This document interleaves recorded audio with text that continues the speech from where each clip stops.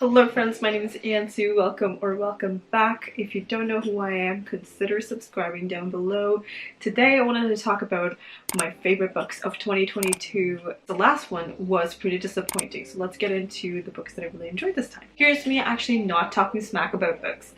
The first one I want to talk about is Saga Volume 9 specifically. This is a set of graphic novels that I read starting in 2021 I think, and I ended up finishing Volume 9, which was at the time the latest one that I had read, and basically follows around these characters in outer space, I think in like an intergalactical romance situation. They kind of look like humans, but they're really not. They have like weird different features and stuff. Basically these two characters end up falling in love with each other, are definitely supposed to be like sworn enemies. One of them was actually held prisoner and they fall in love, they escape together, and they like marry each other, have a kid, all that kind of stuff. We're following them around while they're being hunted down by both of these planets for betraying them and also for having like a mixed breed child. There's a lot of heartbreak and a lot of friendships that are built and broken, and it's a lot of character deaths. It's really sad.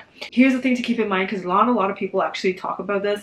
This is a very adult graphic novel. It definitely has a bunch of like sex scenes, definitely has naked people on it, so like if you're not like vibing with that, maybe don't read this. It is very adult, so keep that in mind when you're getting into it, because I did not know that. Honestly, it was just such a fun series, especially that Volume 9 really broke my heart and I absolutely adored it. The next one I want to talk about was actually super popular and I ended up obviously loving it very much, and this one is Finley, Donovan is Killing It by El Cosimano. This one is like a cozy mystery and I adored it. I thought it was just such a fantastic book. We're following around Finley Donovan, who is a single mom who's trying to make her ends meet, and she's an author. She's meeting up with her agent in like a coffee shop or something, and she's talking about like a murder mystery book type of thing that she's writing. Basically she's telling her agent how she's going to hide the dead body and everything, and this woman ends up overhearing her and thinks that she's a contract killer. Finley accidentally accepts this offer of disposing of a dead body, and she figures out how difficult it is in reality to actually do crime. It just goes through like the messiness of Finley as a character, as a single mom struggling,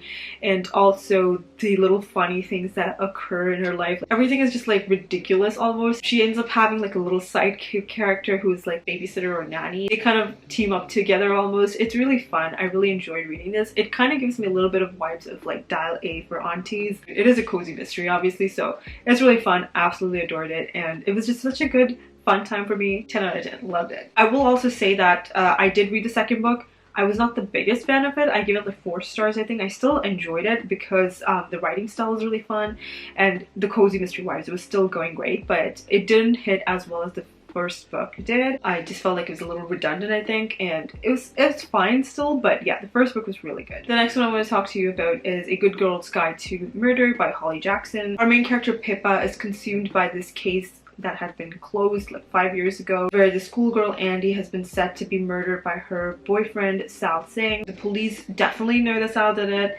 and the town believes that Sal did it. He has like a really bad name essentially, and it's really depressing. She chooses this case for like her final project in school, and she's like investigating it herself to figure out what truly happened. It really talks about racism and just like assuming a lot of facts, and just it really like dives into it. There's a lot of like anxiety issues that's being talked about in here as well. I personally really enjoyed this book. I thought it was really fun. It is a YA, so it's not like going to be a full crazy adult thriller, but overall it was just still a really fun book. I had a really good time reading it. I will say though, the rest of the books in the series, I think it's a trilogy. I could be wrong. It just kind of went downhill from that first book. I didn't really care about it. It didn't need to be that much longer, but that first book was just fantastic. Really enjoyed it. Next one I want to talk about is The Good Sister by Sally Hepworth. So we have this character Fern who's working at a local library, and she's really isolating herself because of something that she did in the past that Rose, her twin sister, couldn't stop her from, and she's like really upset and she's really just isolating herself. So Rose, her twin sister, essentially has dinner with her like 3 times a week, and that's like her only like social interaction other than the local library, where she really doesn't talk to many people. Fern is afraid of crowds, bright lights, loud noises, and everything possible. One day Fern comes to realize that Rose, her sister, cannot get pregnant, and she decides that she's going to be like the surrogate, I guess, and help Rose out. Fern just needs to find a father, which she thinks is going to be super simple, and she ends up finding someone, and the story kind of goes from there. Honestly, this book, it's just the twisted factor really gave it to me. I really enjoyed the twistiness of this book. I just thought it was so well done. By the end of it, I was just very impressed by the way that this story was written. I cannot recommend this enough because I had such a good time with it. Maybe it's not a masterpiece or anything, but I just think it was just so well done. I absolutely adored it. Next one is probably not a surprise to a lot of you, which is Book Lovers by Emily Henry. I know a lot of people didn't really love this that much, but I personally really enjoyed it. We have these two characters who are like book Asians. They hate each other for some reason, and Nora, our main character, is going to go on like a summer vacation, and she ends up going to this like little town where of course her sworn enemy Charlie is also there, and they kind of have to like talk to each other and connect, I guess, and then they become friends, lovers, yeah. It's really cutesy. They're both very grumpy people, and when grumpy meets grumpy, it's more grumpiness, and it was great. I really enjoyed that. Honestly, it's supposed to be like an enemies to lovers kind of a situation, but I didn't feel like they were truly enemies. They just kind of knew of each other, and that's it. It didn't really seem like they hated each other or anything like that, and I was really surprised when I read that they hated each other. Like, it didn't come across like that to me. It just felt like they knew of each other and they disliked each other because, you know, they're working in the same industry and they could like conflict with each other, stuff like that, right? Like, they're competitors. So that makes sense.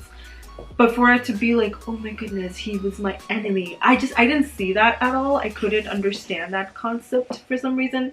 But yeah, you know, honestly, it was just a really cutesy romance. I really enjoyed it, so I think you should read it too. This next one I really enjoyed for some reason, and I know it probably isn't the best book by Christina Lauren, but Something Wilder by Christina Lauren was something that I really enjoyed. It came out last year, it was pretty new, and I just I can't get enough of Christina Lauren, to be honest. So Lily's dad was this very notorious treasure hunter who kind of left Lily at a very young age. They're basically in Utah through the Red Rock Canyons. Essentially, Lily has set up a treasure hunt with a map that her dad kind of left, which by the end of it, you should be able to find a treasure, but obviously it's fake, or she thinks it is fake. And she has this whole treasure hunt that's set up. A lot of people come forward doing this thing, and they experience going offline and working towards this specific goal of going on a treasure hunt and working with your friends or family or whatever. And a group of guys end up showing to this place where Lily works in. One of those guys and Lily had like a past experience or romance before, and they kind of are shocked to see each other. Story's going from there. They're going on the treasure hunt, trying to figure things out. A lot of crap happens, and we come to understand the hidden treasure was not just a gimmick, it's actually true. All these people are trying to find the treasure, essentially. It's really fun. It's like a very adventurous romance. I personally really enjoyed it. I had a very, very good time reading it. Yeah, it was great. I really loved it. The next one is a nonfiction, which is Finding Me by Viola Davis. When I tell you I cried, I have no words. I cried so much reading this book. I was just so sad for so long, and it was fantastic. Really discovering what Viola Davis went through with her family being sexually abusive, with her difficult past life, and all the racism and the struggles that she went through to get to where she is at this point in time. It's just incredibly sad, and just getting to know her as a person, it's very satisfying to see like finally Viola Davis has gotten to the point where she has, and it's just it was so incredibly heart-touching and sad and lovely. I thought it was a great book. 10 out of 10 would recommend. This was just so good. I think everyone should read it. It's really nice. Also, listen to the audiobook because Viola Davis is also narrating it. It's fantastic listening to it like that. You can hear the raw emotion in her, and it's very heartbreaking. The next one I want to talk about is The Christmas Wish by Lindsay Kelk. This is a very contemporary-esque romance. There's a little bit of romance, honestly, but it's more like a chick lit, as usual is the case with Lindsay Kelk. We're following around this main character who is a lawyer who has been kind of laid off almost, and she's trying to figure out if she wants to be a lawyer and all of that kind of stuff. She goes to her family house for Christmas, and things are like absolutely crappy there, and she gets stuck in a time loop. This time loop keeps happening over and over until she like figures out what's going on and to like fix her life. Essentially, she fixes things with her family, she fixes things with her job, her romantic life, and everything. She ends up actually getting dumped by her current boyfriend because he cheated on her, and yeah, she ends up moving out essentially, and she goes to her family's house. It's just her trying to figure herself out. I personally really enjoyed this one, had a very, very good time with it. Of course, like, I love Lindsay Kelk, especially. I've talked so much about this, the I Heart series by her.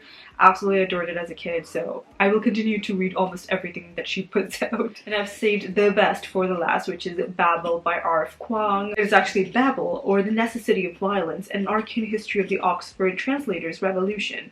It is it's honestly such a fantastic story because it is written so well, it's so well researched, and I cannot explain how good this book is. It is fantastic. I would always recommend you guys to read it.